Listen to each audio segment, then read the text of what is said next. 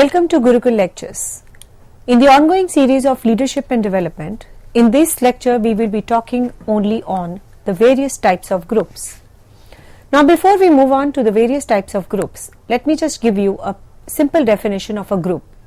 A group is a collection of the people who share something in common, such as comparable trait or being in same circumstances. So this group develops a transitory identity for a people that make it up. Every group also has its own set of rules, objectives, members and criteria. And there are many different sorts of groups, either with the size, purpose, membership, requirement, creation, operation and structure. We come and encounter the word group in our everyday life on a very regular basis. Choosing a particular group, on the other hand, may or may not be in the hands of its members. Every one of us belongs to one or more groups in some way or the other. The first is your primary and secondary group.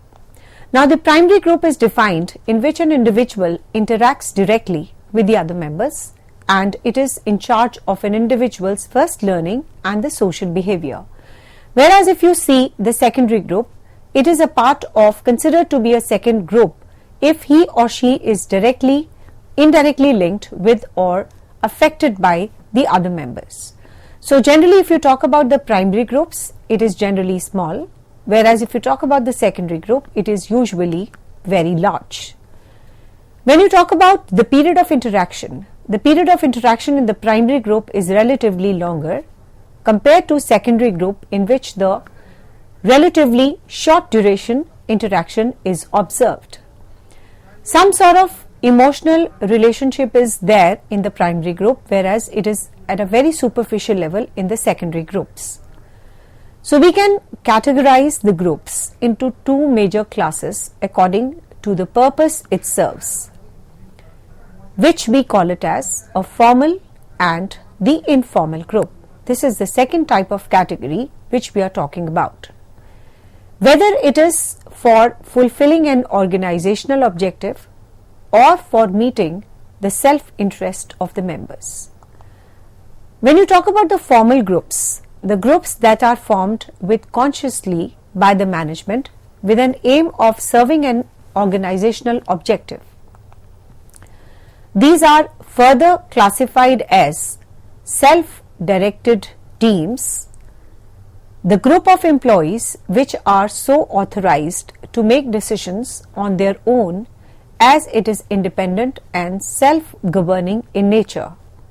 The second type of formal groups are quality circles. The number of employees classed together belonging to the same field who meet every week for an hour to talk about their problems, identify the causes and find out the solutions, to take necessary steps in this regard. The third type of formal group is your committees, an association of the people created by the management for the different matters to identify and discuss the issues of the company and arrives at a conscious decisions. It can be the standing committee, the advisory committee, the audit committee, the grievance committee and the ad hoc committee. Now comes the task force.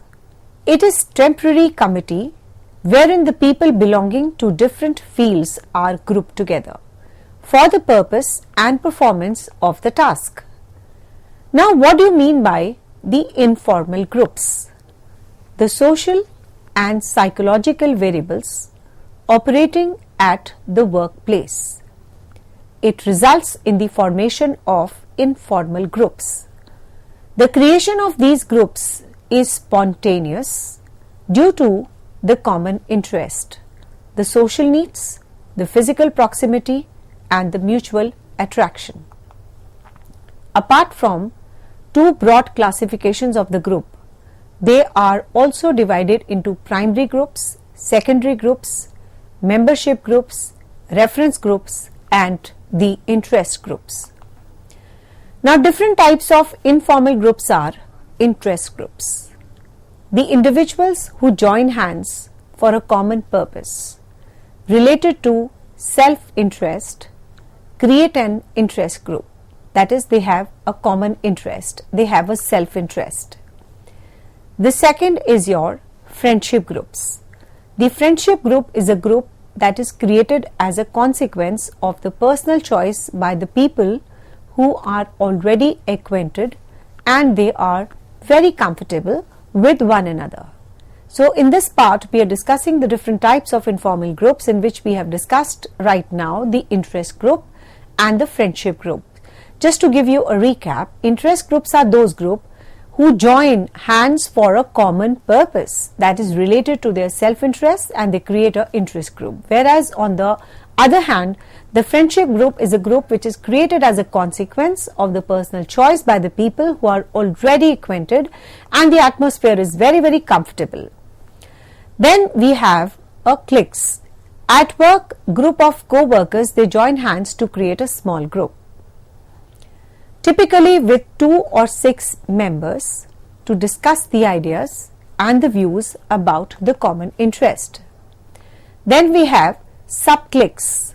A sub-clique is formed when a clique consists of few organization workers as well as some non-employees who are in some manner connected to the other members.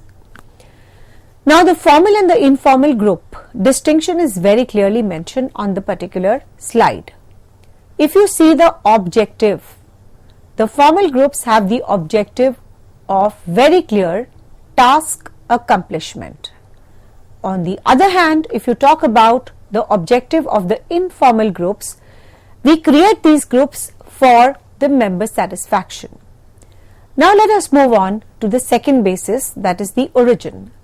When you talk about the formal groups, the origin is by the management, whereas when you talk about the origin in case of informal group is the individual members. If you see the structure and the basis of distinction between a formal and an informal group, the structure in the formal group is definitely very formal compared to informal group, in which the structure is completely informal. If you see the orientation as the basis of distinction between the formal and the informal group, the orientation here is a task oriented, whereas in case of the informal group it is a relation oriented. If you see the basis as influence, in case of the formal, the influence is a formal authority and the formal authority influences the working of the formal group, whereas if you see the influence and the basis of differences between the formal and the informal group and the basis as influence, it is the personality. If you talk about the basis as a leadership, in the formal groups we have the formal leaders, whereas in the informal groups we have the informal leaders. If you see the control as a basis of distinction between the formal and the informal group, the control in case of the formal group is formal in nature, whereas in case of the informal groups we see as a social sanction. Now let us see the sales classification of the groups and the various distinction and the degrees, etc. LR sales categorize the groups into the following types depending upon the degree of the pressure prevalent in each group. The first is your apathic groups, the group in which the leader does not pressurize the members. Moreover, the leader is hardly widespread and it is termed as an apathetic group.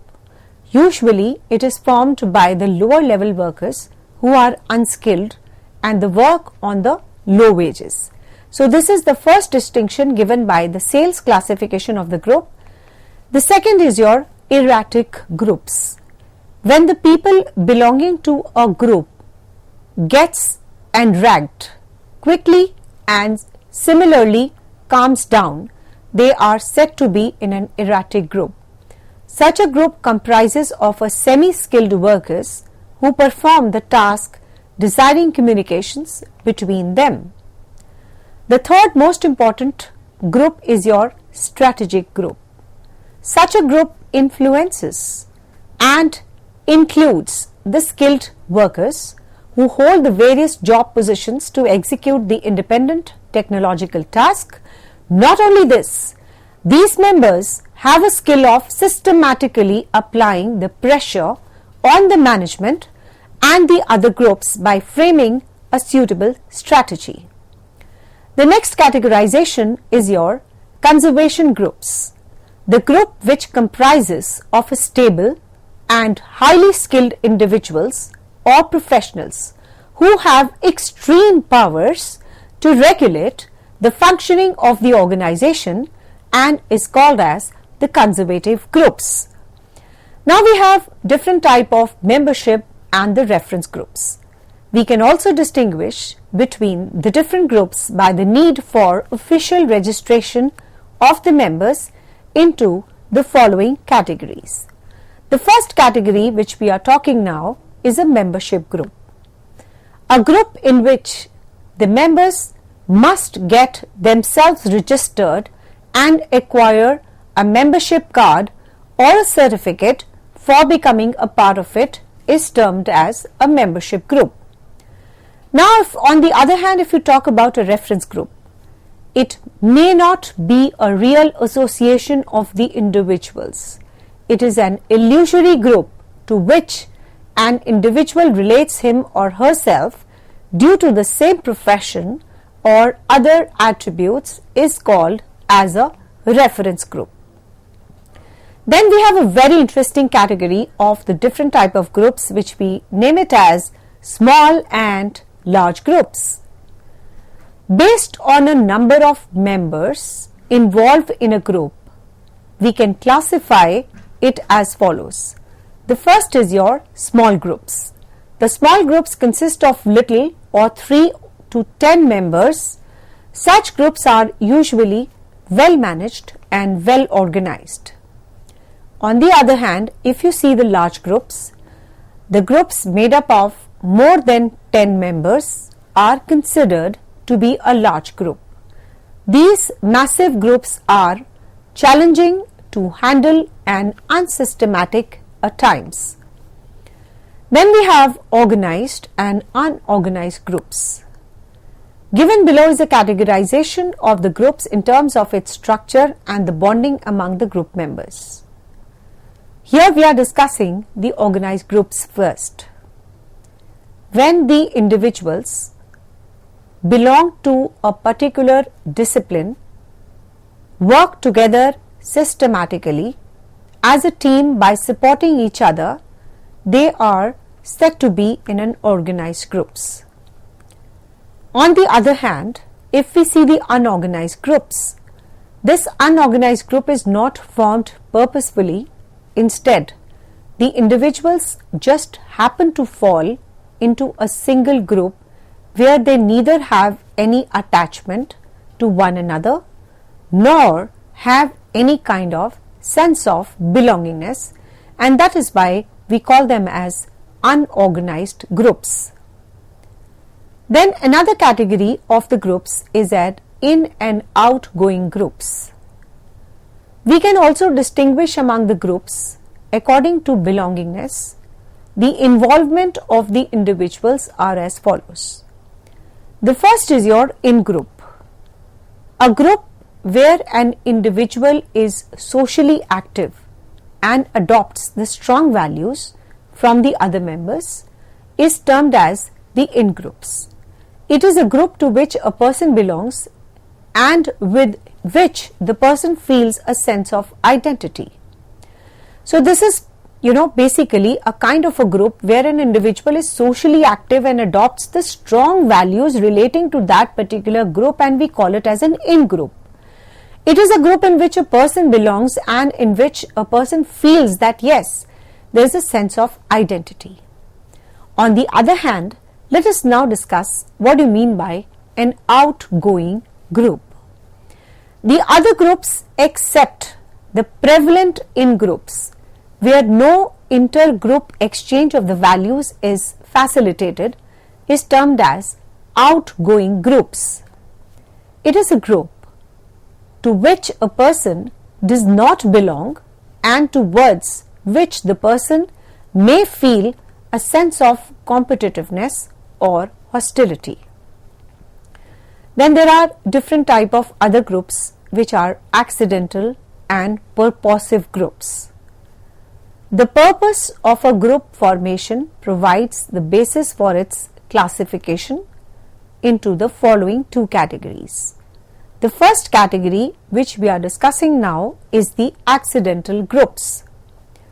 When a group is formed coincidentally or unknowingly, that too without any kind of a purpose, it is known as an accidental group.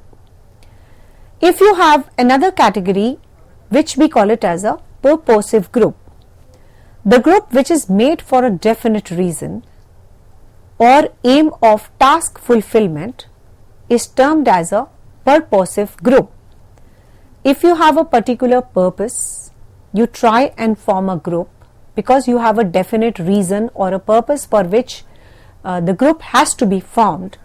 It is, as the name suggests, called as a purposive group. Then we have different other categories of the group which are very important to be discussed here. One is your open group and the other is your closed group. Now, as the name suggests, open groups where the new individuals can freely enter and old members can exit anytime, they are called as open groups. Now, based on the scope for the entry and the exit of the members in a group, if that is the basis of formation of a group, we call it as an open as well as a closed group. Now, the closed groups are what? There is a restricted group entry where no further entries are entertained and is called as a closed group. So, people, they cannot freely enter the closed groups because they have certain norms, criteria, and only the people who fulfill those criteria can enter that particular group, and which is what we call it as a closed group. It is very easy to enter the open group and very difficult to enter a closed group. So, on the basis of their entry and exit as a basis, we call it as open and closed groups. The groups which are new individuals can enter very easily, quickly, without any bars, without any boundaries, without any restrictions. That's an open group. On the contrary, if there are restrictions as far as the entries are concerned in a particular group, we call it as a closed group. Now, moving on to a different level of categorization, which we call it as temporary and the permanent groups. A group can be formed for a short period or a long period. That is, the duration of the group is the basis. So, when the duration of the group is the basis, if it is on a short term basis and if it is on a long term basis. So, basis is the criteria for the distinction between a temporary and a permanent group. So, group can be formed for a shorter period or for a longer period. When the individuals come together for a particular project or the task accomplishment, they are known to be in a temporary group, because the purpose is very, very clear that after the purpose is complete or the task is accomplished, there is a disintegration of that particular group after the task is successfully completed or it is accomplished. So, these particular parameters are very important for all the researchers and the students to understand that what kind of groups are there, on what parameters the groups are formed, whether it is a formal group or it is an informal group. So, the basis, formation, status, structure of the various types of groups, the information of which is very, very important for one of us to understand. So, we are discussing here the temporary and the permanent groups. So, a group can be formed for a shorter period or for a longer period. So, when an individual come together for a particular project or a task to be accomplished, they are known as the temporary groups, whereas such a group disintegrates after the successful accomplishment or performance of that particular task. Now, let us now understand what the permanent groups means. Such groups represents a long-term association of the group members. Here, people belonging to a particular organization are known to be in a single group. We have now the different categorization which is now to be discussed is a nominal and non-performing groups. Now, based on the need for the action, the groups can be bifurcated into the following types. The first is your nominal group, the group in which the members are involved in problem solving, take up the challenges, carry out the operations, is termed as the nominal group. Next we have the non-performing group.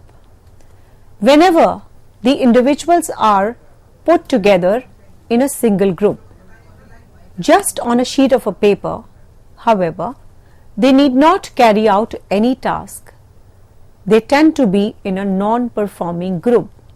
Non-performing group is a very difficult group because whenever the individuals are put together in a single group just on a sheet of a paper and they are not doing any work or they are not accomplishing any task, we name them as a non-performing group. So we have as of now discussed various types of group which needs a reiteration and a revision because the different types and the different aspects of the various types of groups is very important. The organization has to make different policies. The organizations have to split the people into the different categories. So the basis, the formation, the structure and other aspects and the other nitty-gritties have to be in place. So we discussed about the primary and the secondary groups. So there is a direct and an indirect connection between the parties, and the primary groups are defined as a group in which the individual interacts directly, whereas in the secondary group there is no direct interaction between the group. They are indirectly connected to each other. The primary group, when you talk about, is generally small. There are less number of people into it, and the relationship is very strong. There is an emotional connect of the people. The period of interaction is good, but the number of people in which the interaction takes place is relatively small. Whereas in the secondary group, the large, the group is there. People are very, very formal here, and there is less of emotional connect here. The duration is definitely very temporary here. So, when you talk about a formal and an informal group, this is the major categorization which needs a further elaboration. There is a formal organization, you join that organization, you join that particular group. Owing to your particular position, you get certain authority responsibility structure in an organization, which is an organizational relationship. You get an authority, you get a responsibility, you get an accountability. So you are accountable, responsible for your superior, and then superior is responsible for his superior. So there is a hierarchy structure which is strictly band with your authority responsibility structure. So if you are banded under that, we call it as a formal group, and we can categorize the groups into the various classes because it serves fulfilling the organizational objective. You are given that position in that organization in an informal group because you match the education level, you match the other skill level, and then you become a part of that formal group. So formal group is a very consciously formed group with a very particular clear nitty-gritties in terms of authority responsibility structure, because you are holding that position because you have that particular qualification with you, you have that particular skill sets with you. So when you talk about the formal groups, we have certain self-directed teams because they know what is their domain, what is their structure, what they have to do, what they don't have to do, their boundaries. So the group of people who are so authorized to work and take decisions on their own, we call it as a self-directed teams. Then we have certain quality circles which needs also a further elaboration. There are a number of employees, which are classed together belonging to the same field, who meet every week for an hour because for them quality is of paramount importance. So then we have various committees online, that is the association of people who are a part and parcel of that committee. Some people, they are a part and parcel of audit committee, grievance committee, ad hoc committee, advisory committee, standing committee. There are so many issues which come in an organization. So they have to formally tangle the people to be a part of various committees depending upon what type of committees are coming up. People have a lot of grievances, they are unhappy with the circumstances, they are unhappy with certain people. So we have certain grievance committees in place. So the people, they are given the responsibility that you are responsible for grievance settlement mechanism, or you're responsible for the audit of that organizations, or you're responsible for the quality parameters. So again, the standing committee, the advisory committee, the audit committee, the grievance committee, the ad hoc committee, they are formed not just in the air. You have certain rules and the regulations in place, and certain qualifications, matching qualifications to be a part of that group. And only when you are matched to or mapped with those particular parameters, you become a part of that particular team. Then we have certain task force. Nowadays the organizations are very, very professional, contemporary in nature. The work also, they work on the various groups, and if the groups are not strong, or if the task force is not good, the qualities and the other committees which have already been addressed, they are not up to the mark, the organization cannot embark on the way or the path of accomplishments or the success. So we must understand that what committees we are forming, what people can be a part of that group, what particular nature structure is there for that formation of that group. Then the work of the team becomes very clear and easy. So the task force is definitely a temporary committee wherein the people belonging to the different fields are grouped together for the performance of that particular task. Then we have certain informal groups. Like the social, psychological variables, there is a strong interplay of the social and the psychological variables and the parameters, and these kind of relationships are spontaneous, and due to the common interest, because of fulfillment of our social needs, psychological proximity and the mutual attraction, that we become a part and parcel of that group. Then we have certain interest group because we have certain common interest. We have certain friendship groups because that group is created as a consequence of your personal choice, because the relatives are by chance whereas the friends are by choice. So that is the basic premise of making the friendship groups. Then we have certain cliques, that is the group of the co-workers. They definitely join hands to create a very small group, typically about 2 to 6 members, to discuss the ideas and the views about the common interests. Then we have certain sub-cliques, and we have certain apathetic groups, erratic groups, they are formed just like that. And we have certain strategic groups. An organization moves with the formation of certain strategies. So having the strategic groups is very important, because the members here are very, very skilled, they're very systematic. They apply the pressures on the management and the other groups by framing the suitable strategies. Then we have the members and the reference groups.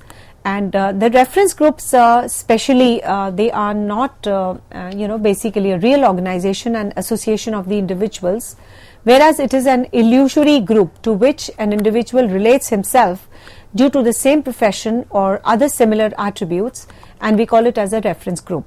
Then we have small groups, large groups, depending upon the need of the organizations. We form those groups, whether they are organized, big, small, unorganized, or probably in and out of the meeting, accidental or purposive meetings, open and closed groups. So the temporary or a permanent group, the nominal or the non-performing group. So understanding of the various types of the groups becomes a necessity while planning and analyzing the group dynamics. An influential group emerges as an efficient and a well-coordinated team. So if we know what the types of groups are, the structure of the groups, the types of the groups, how they are formed, what are their basic characteristics, their importance, then definitely the planning, analyzing, making of the strategies, running of the organization becomes a very easy task. So we have to understand the various types of the groups, and it is a necessity if you want to plan and analyze the group dynamics and embark the organization on a path of success.